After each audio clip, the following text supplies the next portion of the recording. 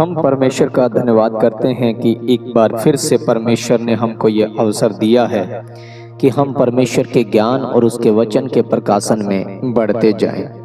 तो आज हम देखते हैं पवित्र आत्मा के विषय में एक और तथ्य जो हमसे रूबरू होता है बाइबल में वचन के द्वारा। पवित्र शास्त्र में पवित्र आत्मा के विषय में बहुत से प्रतिमात्मक शब्द लिखे भी गए हैं और बहुत से जो छाया है पवित्र आत्मा की जो हमें हमारे जीवन के ऊपर साया करती है, उसके विषय में हम बीते दिनों में मनन कर रहे हैं। और आप जानते हैं कि पवित्र आत्मा के विषय में भ्रांति की जो भ्रामक बातें जो इस मसीहाई जगत में फैली हुई है, इनके ऊपर से बाइबल के द्वारा हम पर्दा उठा रहे हैं और पवित्र आत्मा का सत्य जो व्याख्या है, पवित्र आत्मा का जो प्रतिमात्मक जो व्यक्तित्व है हमारे जीवन में किस प्रकार से काम करता है, क्योंकि हमारे भीतर पवित्र आत्मा होते हुए भी हम जान नहीं पाते हैं, समझ नहीं पाते हैं और भ्रामक बातों में आकर के हम पवित्र आत्मा का अभिषेक और मस्सा खो देते हैं। तो आइए आज हम देखते हैं पवित्र आत्मा के विषय में। पवित्र आत्मा क्या जल है? पवित्र आत्मा क्या पानी है? यदि हम संसार के इस भौतिक जीवन के अंदर अगर देखते हैं तो एक स्लोगन हमें बहुत जगह लिखा हुआ मिल जाता है। खासतौर पे जो गांव के अंदर जल घर होते हैं वहां पे लिखा होता है जल ही जीवन है। तो जब हम पवित्र शास्त्र में इस बात को देखते हैं तो कहीं ना कहीं पवित्र आत्मा को भी इसी ही रूप में दर्शाया गया है। प्रभु यीशु मसीह ने यूहन्ना की पुस्तक और उसका 7 अध्याय 37 से लेकर 39 वचन में एक पर्व के अंदर ये वचन कहे थे और लिखा गया है, फिर पर्व के अंतिम दिन जो मुख्य दिन है, यीशु खड़ा हुआ और पुकार कर कहा, यदि कोई प्यासा हो तो मेरे पास आकर पिए। जो मुझ पर विश्वास करेगा, जैसा पवित्र शास्त्र में आया है, उसके हृदय में से जीवन के जल की नदियां बह निकलेगी।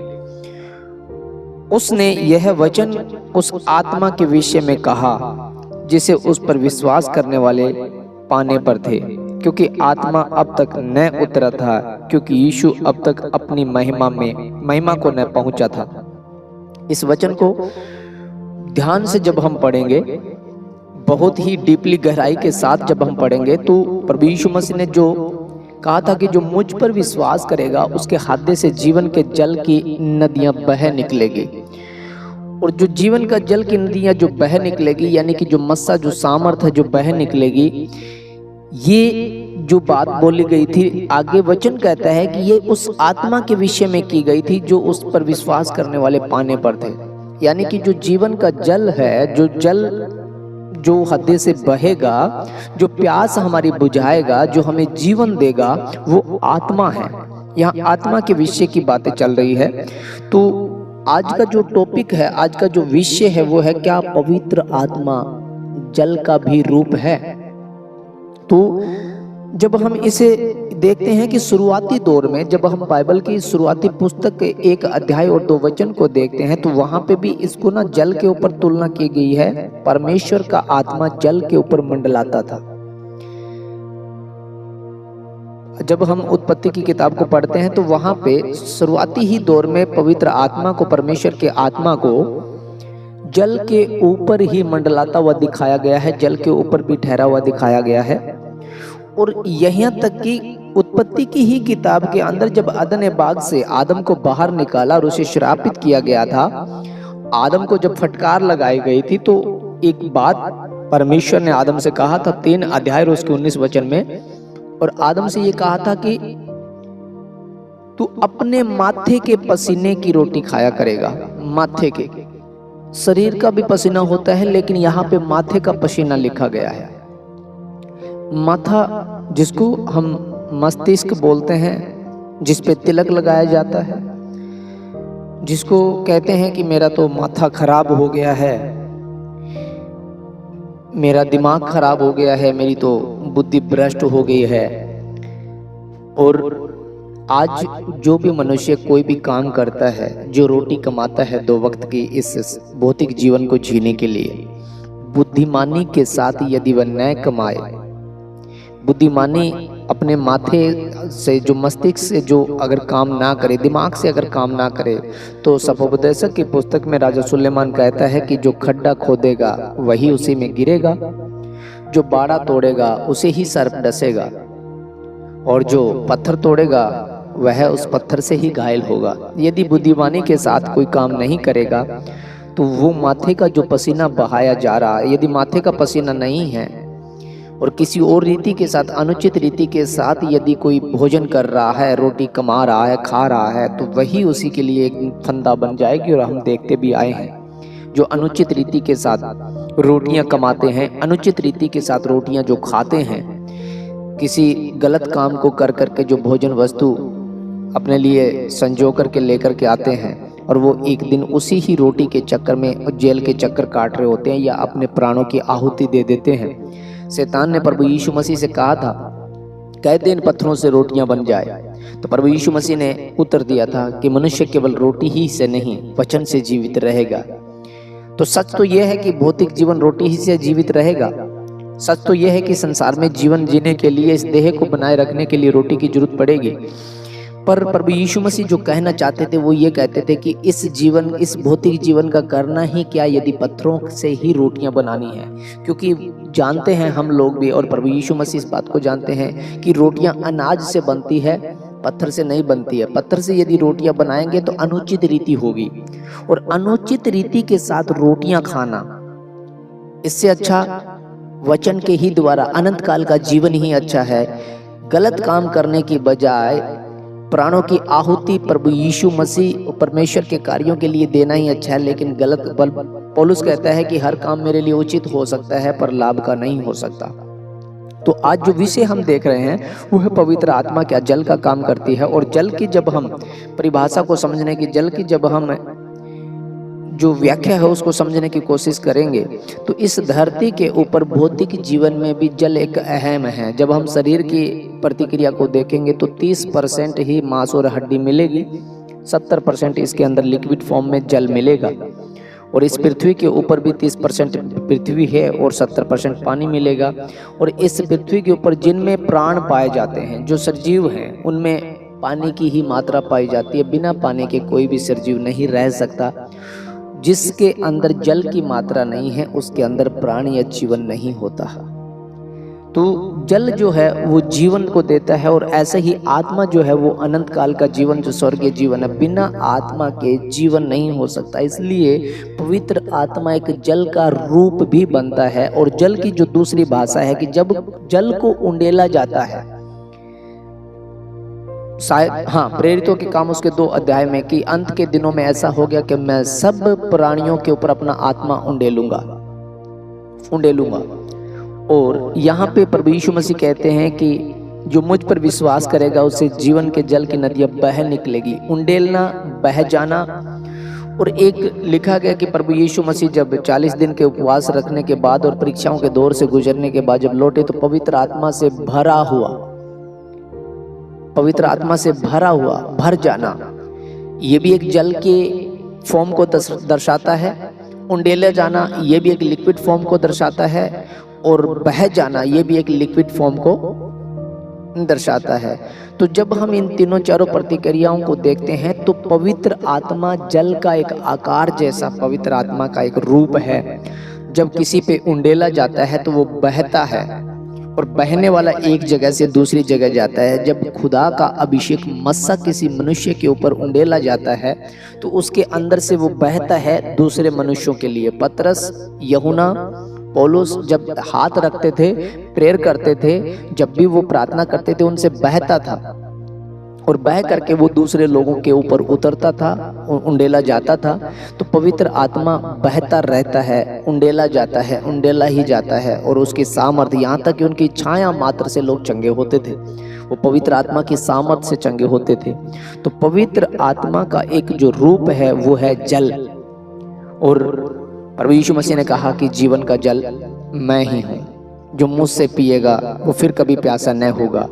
याकूब के कुएं पे एक सामरी स्त्री से जब बातें कर रहे थे तो प्रभु यीशु मसीह ने कहा था कि यदि तू जानती होती तो मुझसे मांगती, मैं तुझे वह जल देता जिससे तू फिर कभी प्यासी न होती, क्योंकि मेरे पास जीवन का जल है। और जीवन का जल जो है वो आज इस वचन के द्वारा हम जानते हैं कि जीवन के जल की नदियां बह निकलेगी। और ये बातें सिर्फ और सिर्फ प्रभु यीशु मसीह ने उस आत्मा के विषय में कहा था जिस आत्मा के ऊपर हम अध्ययन कर रहे हैं, पवित्र आत्मा के ऊपर। तो आज हम जानते हैं पवित्र आत्मा री री री री री री री री री अब्बा लब्बा चब्बा लब्बा ये नहीं है। पवित्र आत्मा जीवन का जल है। पवित्र आत्मा जिसके ऊपर उतरता है उसका हृदय परिवर्तन होता है, उसके हृदय में शांति आती है। पवित्र आत्मा में फल लगते हैं। वो दयालु होता है, कृपालु होता है, भड़कालू नहीं होता है, वह झगड़ालू नहीं होता है, वह विचार नहीं करता है, वह गंदे कामों में जो गंदे विचार है, अशुद्ध बातें हैं उनमें शामिल नहीं होता है। वह खुदा के कामों से प्रसन्न रहता है और खुदा की व्यवस्था पे दिन रात अपना ध्यान लगाए रहता है। वह हर किसी के साथ मिलाप का जीवन जीता है और वह दूसरों के लिए शोक करता है। जो भरमाए गए हैं, जो शैतान के जकड़े हुए, उनके लिए वो शोक करता है।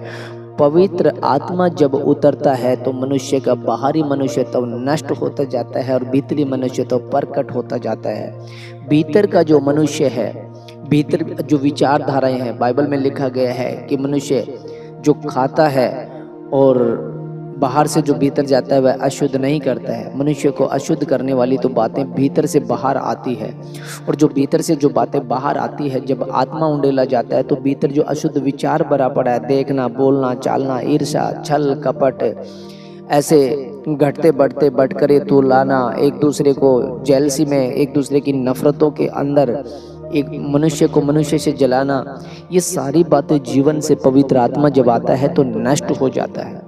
पवित्र आत्मा का जो निशानी है, पवित्र आत्मा के उतरने की जो प्रथम जो श्रेणी है वो यही है कि पतरस ने जब शुरुआती दौर में जब प्रचार किया तो लिखा गया यहाँ पे कोई चमत्कार नहीं हुआ। जब पतरस के ऊपर पवित्र आत्मा उतरा और आग की सी चीजें फटती हुई दिखाई दी और उसने ये कहना शुरू किया, प्रभु यीशु मसीह के बारे में प्रचार करना शुरू किया, तो लिखा गया कि 3,500 लोगों के लगभग हृदय छिद गए थे, मन परिवर्तन हो गया था और वो कहने लगे तो भाइयों हम क्या करें। और उसने कहा था प्रभु यीशु मसीह और पिता पुत्र पवित्र आत्मा के नाम से बपतिस्मा लो तो तुम्हारा उद्धार होगा, तुम उसके राज्य के मिरास हो पाओगे। वहाँ और कोई चमत्कार नहीं हुआ था। वो शोकित हो गए थे लोग जब पवित्र आत्मा के विषय में जाना और उतरा उनके ऊपर। जैसे पवित्र आत्मा उनके ऊपर उतरा तो उन्हें पता चल गया तुम किस दशा में खड़े हो, किस हालात, किस परिस्थितियों में खड़े हो। तुम जिस खुदा को तुम खुदा कहते हो उसकी उपासना ऐसे इस रीति से की ही नहीं जा सकती जिस रीति से हम कर रहे हैं। आज जो मसीह जगत को भरमाया जा रहा है, प्रकाशित वाक्य उसका 13 अध्याय और 11 वचन को पढ़ना, वहां पे क्लियर लिखा गया है कि फिर मैंने पृथ्वी में से एक और पशु को निकलते हुए देखा और उसके मेमने के से 2 सींग थे, पर उसकी बोली अजगर के समान थी। सुनो, इस वचन की गहराई हम आज इस पवित्र शास्त्र के द्वारा जानने की कोशिश करेंगे। अजगर कौन है? वो इब्लिस, वो शैतान जो भरमाने वाला है, जिसने हव्वा को भरमाया। उस रूप में वो मीठी बातें बोलता है। वो हव्वा को क्या कहता था? तुम मरेगी नहीं, तू ज्ञानी हो जाएगी, तू सामर्थ्य हो जाएगी, तुम अजर अमर हो जाओगे, तुम भी परमेश्वर के तुल्य हो जाओगे, ये सब कुछ तुम्हारे अधीन हो जाएगा, तुम्हारी आंखें खुलेगी। अरे तुम्हें भरमाया गया है, तुम ये हो, तुम वो हो, तुम अपने पति के साथ में अधिक अधीनता में है, तो उसकी गुलाम है, जैसे ये फल खाएगी और उसे खिलाएगी तुम एक समान हो जाओगे। ये जो मीठी बातें थी, आज अजगर की भाषा, मेमने के से सींग वाले मसीह का रूप धारण करके मीठी बातें बोलती है, मीठी बातें में फंसाते हैं। तुम्हारा वीजा लग जाएगा, तुम्हारा रिश्ता हो जाएगा, तुम्हारे मिरेकल मनी होगा, तुम्हारे घर में आशीषें आएंगी, तुम्हारे खेत के ऊपर आशीषें आएंगी। ये सच है कि परमेश्वर आशीषें देता है, बरकतें देता है, इसमें कोई शक नहीं है। उसने 2 रोटी 2 मछली और 5 रोटियों के द्वारा आशीष मांगी थी और बहुतों को बरताई थी। तो ये सच है कि वह आशीष देने वाला परमेश्वर है, वो आशीषों का परमेश्वर है। पर वो आशीष आएगी किसके ऊपर, ये जानना है। पुराने नियम की अगर आशीषों को हम देखते हैं, क्योंकि नए नियम के अंदर आशीषों का जिक्र आता नहीं है कहीं पे भी। पुराने नियम की आशीषों को ये लोग नए नियम में उठा करके ले करके वो शैतान की सारी जो मीठी बातें उनको ये आज जो शैतान ने हवा से कहा था कि तू ये हो जाएगी, तू वो हो जाएगी, आज लोगों का हृदय परिवर्तन नहीं किया जा रहा है। आज लोगों को पवित्र आत्मा के विषय में जो व्याख्या वो नहीं की जा रही है। इन लोगों को बरगलाया जा रहा है, फुसलाया जा रहा है कि तुम चाहे जो मर्जी करते रहो, तुम खुदा के दान भेंट दो, तुम ये करो, तुम वो करो, तुम्हारे ऊपर आशीषें आएंगी। और बाइबल कहती है जो अपना कान व्यवस्था सुनने से मोड़ लेता है और सुनना नहीं चाहता, उसकी प्रार्थना घृणित ठहरती है। परमेश्वर क्रोध करता है। पवित्र आत्मा उंडेला जाएगा तो जीवन के जल की नदियां बह निकलेगी। पवित्र आत्मा जल का रूप है। अगर हम इसको और ज़्यादा गहराई में लेकर के चलेंगे तो वीडियो लंबा हो जाएगा। हम नेक्स्ट वीडियो में फिर एक बड़े टॉपिक के साथ आएंगे और हम पवित्र आत्मा की और प्रतिमात्मक रूपों को देखेंगे और पवित्र आत्मा हमारे जीवन में किस प्रकार से काम करता है। प्रभु आपको आशीष दे। ये वीडियो आपको अच्छी लगी हो तो इसे शेयर जरूर करना। जब आप इसे शेयर करेंगे तो हज़ारों लोगों के पास जाएंगे और हज़ारों लोग इसको रिकमेंड करेंगे, लाइक और कमेंट करेंगे, तो ये यूट्यूब इसे और लाखों लोगों के पास भेजेगा ताकि सच्चाई को हम प्रचार कर सकें। सेवा करने का आपको एक ये अवसर है, सुसमाचार फैलाने का आपको ये एक अवसर मिला है। आप इस रीति के साथ खुदा की सेवा को कर सकते हैं। इस वीडियो को शेयर करें, एक दूसरे प्लेटफॉर्म पे, व्हाट्सएप ग्रुप पे, सोशल मीडिया के माध्यम से फैलाएं ताकि सच्ची शिक्षा को हम लोगों तक पहुंचा सकें। क्योंकि ये जो पवित्र आत्मा के शास्त्र के विषय में हम जो अध्ययन कर रहे हैं, ये बहुत से यहूदी रब्बियों के द्वारा और परमेश्वर के दासों के द्वारा और परमेश्वर पवित्र आत्मा के प्रकाशन के द्वारा ये अध्ययन किया जा रहा है और हम बहुत सी गहरी बातों को आगे और जानेंगे। प्रभु आप सबको आशीष दे, बरकत दे। जय मसीह की।